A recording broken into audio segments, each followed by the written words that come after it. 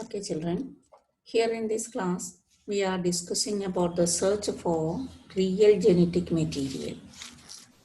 You know, in 1869, Frederick Mesher observed an acidic substance and he named it as nuclein. And from that discovery, that the molecular nature of genetic material was studied. And in 1952, we know a 3D model of DNA was prepared by Watson and Crick. പക്ഷേ ഇതിനിടയിൽ നടന്ന ഒരു event അതാണ് നമ്മളോട് discuss ചെയ്യുന്നത് by the experiment of Frederick Griffith. Frederick ഗ്രിഫിത്തിന്റെ ഈ experiment ആണ് ആ മോളിക്കുലാർ ലെവലിൽ ജനറ്റിക് മെറ്റീരിയലിനെ പറ്റിയുള്ള പഠനത്തെ സ്റ്റാർട്ട് ചെയ്തത് Frederick Griffith. Frederick Griffith experimented on mice. Experimental specimen mice and with the bacterial infection, that bacteria which cause an infection of pneumonia. That bacteria is Streptococcus pneumonia. He studied with experimented on mice with Streptococcus pneumonia. And he observed Streptococcus pneumonia exhibited in two forms, R strain, S strain. When compare, we can see R strain having some rough in nature. That is why it is called R strain. But it is rough in nature, but it not cause disease. പുറമേക്ക് അത് റഫാണെന്ന് തോന്നിയാലും it did not cause pneumonia. When inject that R strain, that mouse not died. But the S strain, it appear a smooth surface with a mucus coat, and it when inject on mouse, it died. That it cause infection. That is, the S strain is virulent, having toxicity more. When compare R and S, he observed that there is a transformation occur among the two strain. ഈ രണ്ട് സ്ട്രെയിനെയും പഠിച്ചുകൊണ്ടിരിക്കുമ്പോൾ അദ്ദേഹം കണ്ടെത്തിയത് there is a transformation, that is the R strain changed into S strain. അതായിരുന്നു അദ്ദേഹത്തിനെ അത്ഭുതപ്പെടുത്തിയ കാര്യം. അപ്പോൾ ആ study എങ്ങനെയാന്ന് നോക്കാം. That study involves 4 steps. കണ്ടോ, 4 തരത്തിലുള്ള രീതിയിലാണ് ആ സ്റ്റഡീസ് നടന്നത്. First step involves injecting live R cell into the mouse, and the mouse remain healthy, and R cells can be extracted from the healthy mouse. First step. Second step, live S strain inject into the mouse. You know, the S strain cause infection, the mouse died, and from the dead mouse, that S cells are extracted. S cells can extract. Live S cells can extract.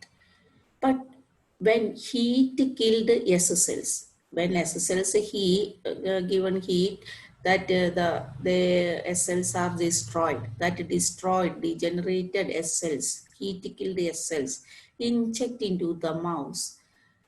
Then the S cells not cause infection because they are not live, the S cell. Then the healthy mouse, there is no cells is present in the healthy mouse. Okay, but the interesting experiment is there is a mixing of living R cell, live R, and heat killed S together. When injured, the mouse cause infection, died, and surprisingly, the live S cells are present in it. Live S cells. Here he observed a transformation. The live R changed into live S. Live R changed into live S. What was actually the genetic material? Frederick Griffith observed a transformation among the two strains of pneumonia, Streptococcus pneumonia, that is R strain slowly transformed into S strain. During this transformation, he claimed that some materials are transferred from the heat-killed S to live R, and live R is slowly transformed to live S.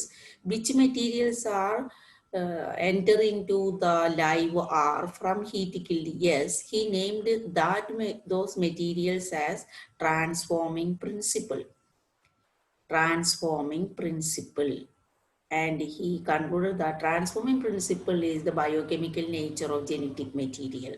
Transforming principle, okay, which transform live R to live S.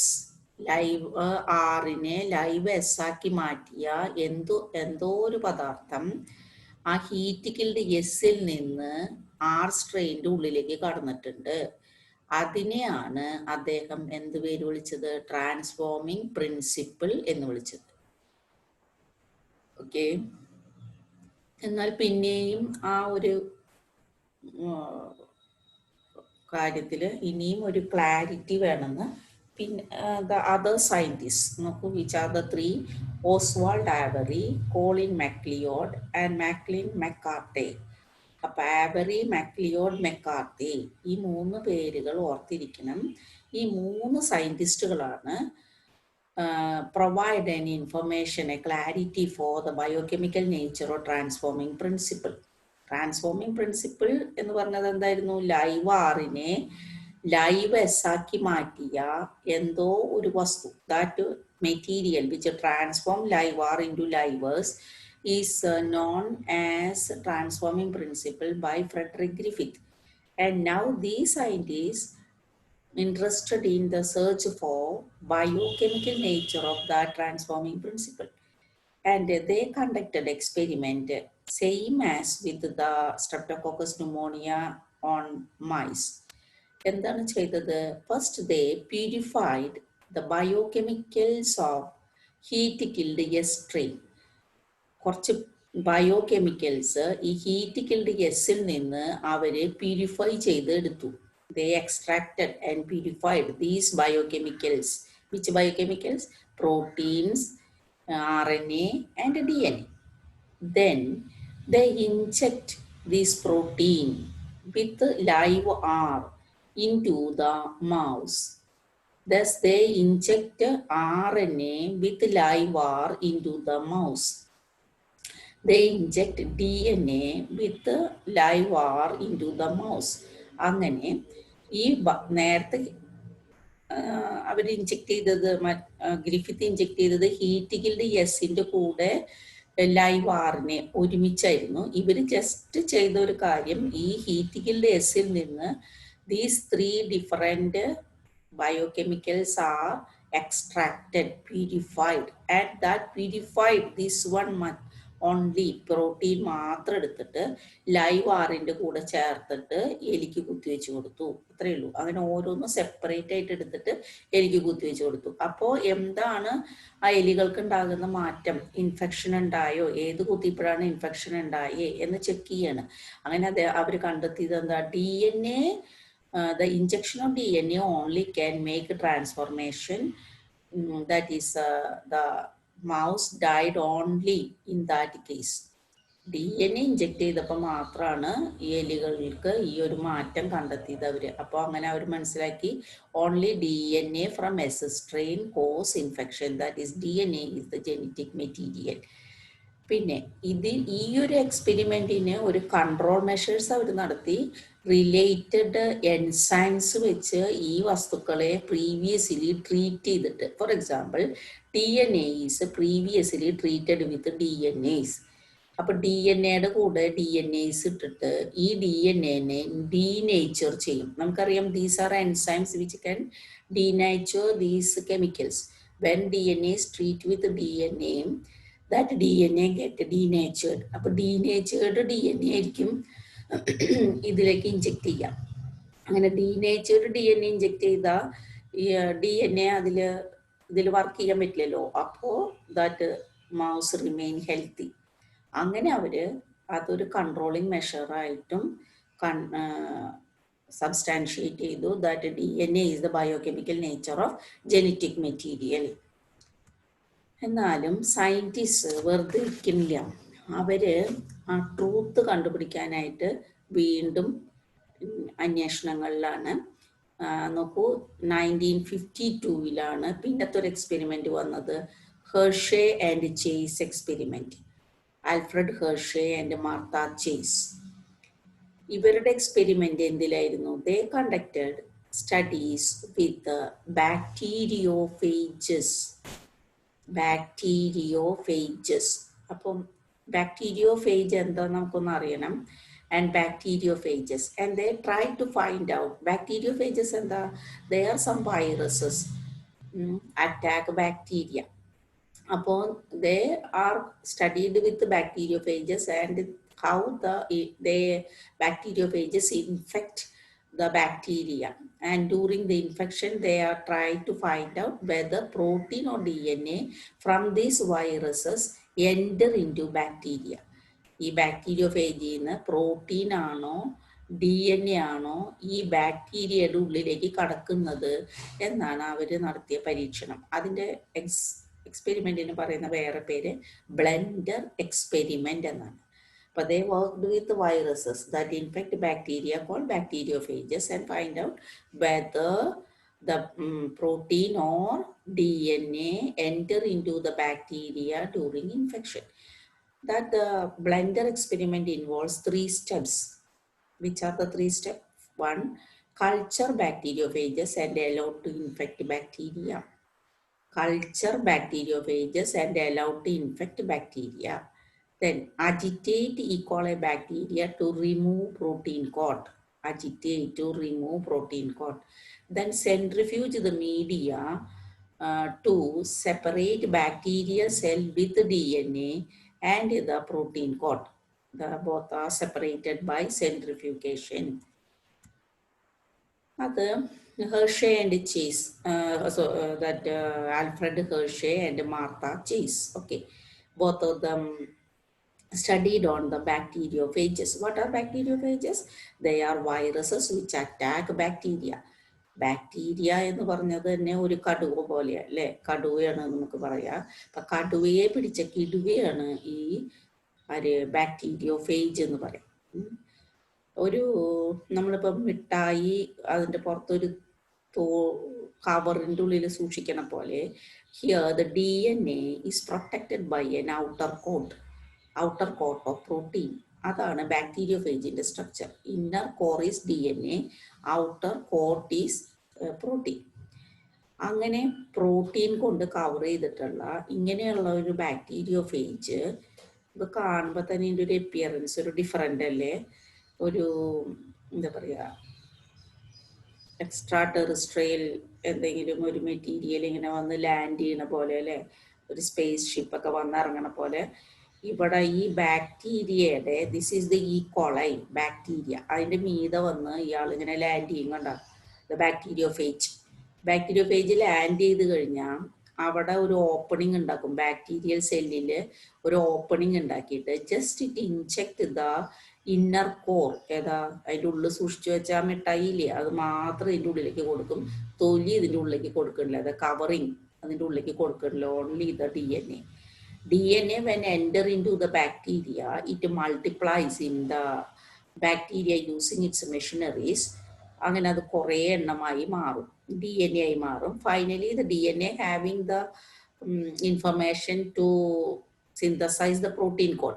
അപ്പം എന്ത് ചെയ്യും? ഓരോ DNAയും അതിൻ്റെ ചുറ്റിനും അതിൻ്റെ protein coat develop ചെയ്യും. അങ്ങനെ the bacteria is filled with many viruses. Finally, the bacterial cell wall broken and these viruses are released and they are ready for next attack. അങ്ങനെയാണ് ഈ ബാക്ടീരിയയുടെ മീതെ ഈ ബാക്ടീരിയോഫേജസ് ഇങ്ങനെ ലൈഫ് സൈക്കിൾ കണ്ടിന്യൂ ചെയ്യുന്നത്. അപ്പം ഇവർ നടത്തിയ എക്സ്പെരിമെൻ്റ് എന്താണ്? The blender experiment. It involves 3 steps. നമ്മൾ നേരത്തെ പറഞ്ഞു. First step is culture bacteriophages. ബാക്ടീരിയോഫേജിനെ കൾച്ചർ ചെയ്തു. എങ്ങനെ കൾച്ചർ ചെയ്തു? As to media bacteriophages are cultured and the bacteriophages was made radioactive during the culture. എന്തിനാണ് കൾച്ചർ ചെയ്യുന്നത്? ബാക്ടീരിയോഫേജസ് വാസ് മെയ്ഡ് റേഡിയോ ആക്റ്റീവ്. ഈ ബാക്ടീരിയോഫേജുകളെ റേഡിയോ ആക്റ്റീവ്ലി ലേബൽഡ് ആക്കാൻ വേണ്ടിയിട്ടാണ് കൾച്ചർ ചെയ്തത്. അതെങ്ങനെയാണ് കൾച്ചർ ചെയ്തിട്ട് റേഡിയോ ആക്റ്റീവ്ലി ലേബൽഡ് ആക്കുന്നത്? That certain material is provided in the medium. ഈ ബാക്ടീരിയോഫേജിനെ കൾച്ചർ ചെയ്യുന്ന മീഡിയത്തിൽ അതിന് വളരാൻ വേണ്ട ചില മെറ്റീരിയൽ, അതായത് സൾഫർ വിത്ത് 35 ഉള്ള റേഡിയോ ആക്ടിവിറ്റി ഉള്ള സൾഫർ ഇട്ട് കൊടുക്കുക. അപ്പോൾ ആ സൾഫറൊക്കെ ഇത് മൾട്ടിപ്ലൈ ചെയ്യുമ്പോൾ ഓരോ ബാക്ടീരിയോഫേജും അതിൻ്റെ പ്രോട്ടീൻ കോട്ടിൽ ദാറ്റ് സൾഫർ ഈസ് ഇൻകോർപ്പറേറ്റഡ്. അപ്പോൾ finally that a group of bacteriophages are produced with radioactively labeled protein coat. They are called S35 phages. അതുപോലെ they culture radioactively labeled phosphorus in their, phosphorus is a part of DNA അല്ലേ? അപ്പോൾ radioactivity is incorporated in its DNA and these bacteriophages are called radioactively labeled P32 phages. That is the first step. That bacteriophages was made radioactively labeled during this culture. Now they are allowed to infect the bacteria. കാരണം ഇത് ഈ ബാക്ടീരിയയുടെ മേലേക്ക് ഇട്ട് കൊടുത്താൽ ഈ bacteriophages ഇതിൻ്റെ മീതെ ചെന്നിരുന്നിട്ട് make a pore on the cell wall and inject the content into it. അപ്പോൾ ഇതിനെ allowed to infect the bacteria. അതാണ് നമ്മുടെ ഒന്നാമത്തെ സ്റ്റെപ്പ്. ഇത് രണ്ടും ഇത്രയും കഴിഞ്ഞാൽ അവർ മനസ്സിലാക്കിയത് protein never enter into the bacteria. അപ്പം അത് വെച്ചിട്ടാണ് അവർ ഈ എക്സ്പെരിമെന്റ് പ്രൂവ് ചെയ്യുന്നത്. അപ്പൊ പ്രോട്ടീൻ ഇതിൻ്റെ ഉള്ളിലേക്ക്, ആ പ്രോട്ടീൻ കോട്ടിൻ്റെ ഉള്ളിലേക്ക് കടക്കണില്ല. നമ്മൾ നേരത്തെ പറഞ്ഞു മിഠായി മാത്രമാണ് ഇതിൻ്റെ ഉള്ളിലേക്ക് ഇട്ട് കൊടുത്തേക്കുന്നത്, കവറിങ് അവിടെ പുറത്തിട്ടേക്കുക. അങ്ങനെ ഇരിക്കുന്ന ആ ജസ്റ്റ് മൊമെന്റിൽ when just after the inoculation ഇതിൻ്റെ ഉള്ളിലേക്ക് ഇട്ട് കഴിഞ്ഞാൽ then at the moment that E. coli bacteria, that ഈ മിക്സ്ചർ, ഈ മീഡിയം ഗെറ്റ് അജിറ്റേറ്റഡ്, ഒരു മിക്സിയിലിട്ടിട്ട് അത് ബ്ലെൻഡ് ചെയ്യും. അങ്ങനെ ബ്ലെൻഡ് ചെയ്യുമ്പോൾ ഇത് പെട്ടെന്ന് സ്പ്ലിറ്റ് അപ്പ് ആര് ഈ protein coat is just removed from the bacteria. ഇതിൻ്റെ മീതെ പിടിച്ചിരിക്കുന്ന ആ protein coat is just removed by agitation or blending. Okay, എന്നിട്ട് ഒരു ചെറിയ ഇൻക്യുബേഷൻ പീരീഡ് കഴിയുമ്പോൾ എന്ത് നടക്കും? Sorry, not incubation, just after the agitation that fluid അല്ലെങ്കിൽ ആ ഒരു മീഡിയനെ സെൻട്രിഫ്യൂജ് ചെയ്യും. അപ്പോൾ ഈ പ്രോട്ടീൻ കോട്ട് മാറ്റി cell bacteria with the DNA of bacteriophage. ഇതിൻ്റെ ഉള്ളിൽ ബാക്ടീരിയയുടെ ഉള്ളിൽ ആര് കയറിയിട്ടുണ്ട് എന്നാണ്? DNA ഓഫ് ദ ബാക്ടീരിയോഫേജ് അല്ലേ? അപ്പം that bacteria with DNA of bacteriophage ഈ സെപ്പറേറ്റഡ്, ഈ പ്രോട്ടീൻ കോട്ടിനെയും ഈ ബാക്ടീരിയ സെൽ വിത്ത് DNAനെയും സെപ്പറേറ്റ് ചെയ്യാൻ എന്ത് ചെയ്തു? സെൻട്രിഫ്യൂഗേഷൻ എന്ന ഒരു സ്റ്റെപ്പ് ചെയ്തു. സെൻട്രിഫ്യൂഗേഷൻ നടത്തുമ്പോൾ ഡെൻസിറ്റി കൂടുതലുള്ളത് അടിയിൽ വന്ന് നിൽക്കുമല്ലോ. അപ്പോൾ ഡെൻസിറ്റി കൂടുതൽ എന്തിനാ? DNA-ക്ക്. അപ്പോൾ DNA is present at the bottom. അപ്പോൾ വെൻ കമ്പയർ, സെൻട്രിഫ്യൂഗേഷൻ കഴിഞ്ഞിട്ട് കമ്പയർ ചെയ്യുമ്പോൾ എന്ത് കാണാൻ പറ്റി? ദാറ്റ് DNA ഏതിലാണ് റേഡിയോ ആക്ടിവിറ്റി DNA-ക്ക് കിട്ടിയത് എന്ന് മനസ്സിലാവുന്നത്. ഇവിടെ റേഡിയോ ആക്ടിവിറ്റി ബോട്ടം പോർഷനിൽ കാണുന്നു. അതായത് that the bacteria cell was made radio active during infection with phages. ഏത് ബാക്ടീരിയ അങ്ങനെ ഇൻഫെക്ഷൻ വഴി റേഡിയോ ആക്റ്റീവ്ലി ലാബൽഡ് ബാക്ടീരിയക്ക് മാറ്റിയത്? These bacteria which were infected with the P32 phages. P32 phages വെച്ച് infect ചെയ്ത ബാക്ടീരിയകൾ മാത്രമാണ് റേഡിയോ ആക്റ്റീവ്ലി ലാബൽഡ് ആക്കിയത്. ഇതില് റേഡിയോ ആക്റ്റീവ്ലി ലാബൽഡ് ബാക്ടീരിയനെ കിട്ടിയോ? ഇല്ല. The radioactivity is present in the supernatant solution, that is not present in the sedimented portion. അപ്പോൾ radioactivity is present, or the bacteria cell which were radioactively labeled are those which were infected with the P32 phages. ഇവര് വെച്ചിട്ടുണ്ടാക്കിയവർ മാത്രമാണ് radio activity ഉണ്ടായത്. അതുകൊണ്ട് they proved that DNA is the genetic material because radioactivity is transferred only to those infected with the P32 phages. അങ്ങനെ അവര് അത് കണ്ടെത്തി and prove it. Okay. നമുക്കിപ്പോൾ just അവസാനിപ്പിക്കാം. എങ്ങനെയാണ് DNA is the genetic material എന്ന് ഉറപ്പിച്ച് പറയുന്നത്. നെക്സ്റ്റ് ക്ലാസ്സിൽ we can discuss which are the properties of genetic material.